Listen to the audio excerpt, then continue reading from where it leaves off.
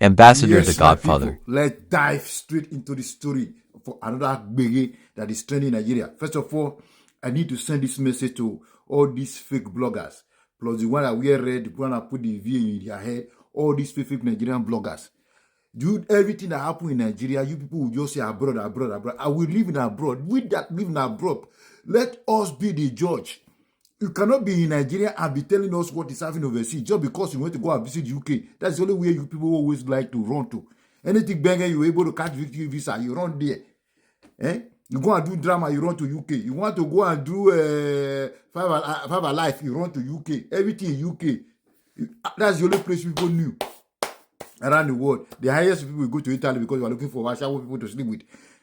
All these fake Nigerian bloggers, when you are broadcasting this to Nigeria, first of all, look at the context of it. Now, the two pilots that was involved in that occasion in the Unadi International Airport in Abuja, the two of them have been suspended and their license withdrawn with immediate effect. So before you people carry news, look at the context of it. In overseas, nobody will walk on the tarmac like that, on an international or local airport.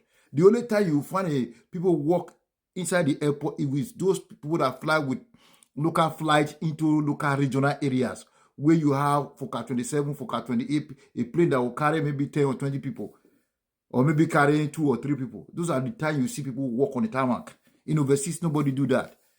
And for the guy that was being abused inside the plane that was refused entry into that private jet, please next time don't do it. But the fact is, for the pilot to move a plane and start using the head to start moving people out of the way is very, very wrong.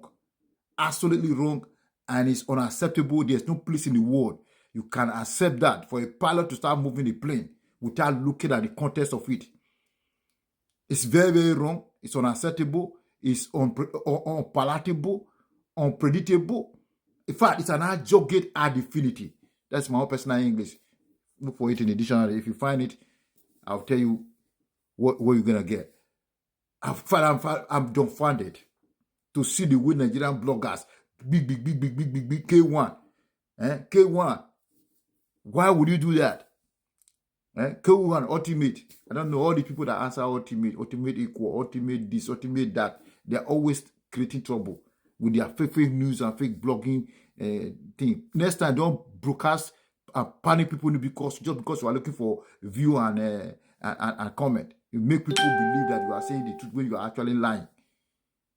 I understand you were close to the airport, you were videoing it, but in fact, when you finish video, you would have sit down, have a look at what you have videoed. And all these fake Nigerian bloggers, all of them jump on it, bam! They make it, create the panic attack out of it. Please, next time when you are broadcasting, check the effect of what you're going to create in the society. A pilot have no right to move a plane where a lot of crowd is surrounding it inside a domestic airport or international airport. You don't have the right to move that plane until all safety measures has been checked before moving the plane. The police were there looking at the aviation staff. Everybody were there looking at it. They were trying to sort out the problem. You don't even know what they were discussing. You were videoing it from a far distance. In the first place, why would they drop the gentleman from the plane for to enter?